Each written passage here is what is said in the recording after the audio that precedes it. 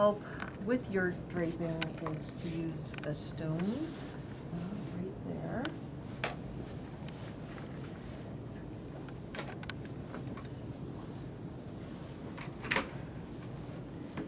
And that does help to anchor your sheet right there. And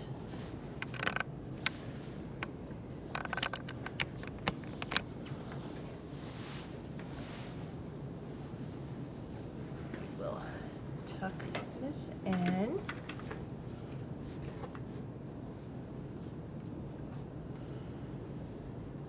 And at first, I will leave the bolster in there. Eventually, I will go ahead and remove it.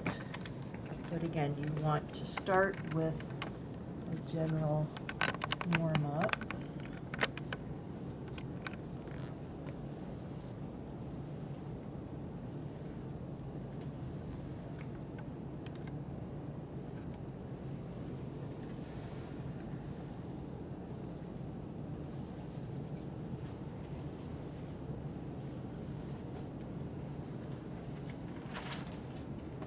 And using your hot stones on the legs, it really depends on whether you are doing a relaxation massage or whether you're doing a treatment massage. For a relaxation massage, you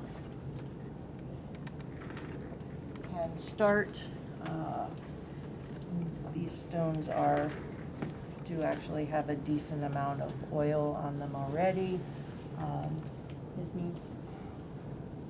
How is that heat? Is that okay? That's okay. All right. So you can start with one in each hand and start making circles, going up the legs, up through the gastrocs, up and around. You can have your stones meet in the front of the leg, go all the way down into the foot. I personally like this type of stone in the foot. You can get into some acupressure points. It's also a great way to work. You okay? Mm-hmm. And how is the pressure? You're okay.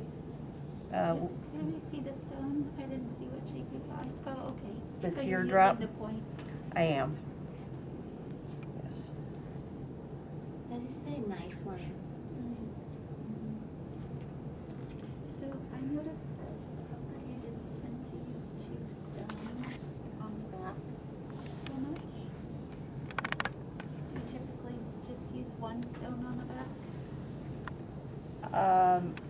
Personally, I prefer to use two. Partially, it depends temperature-wise, if you have two that are similar.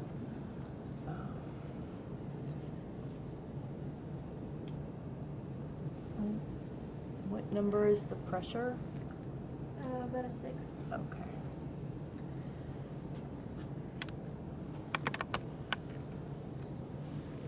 So you're using the stone as an extension of your hand. You're helping the tissues to melt. And another way to use the stones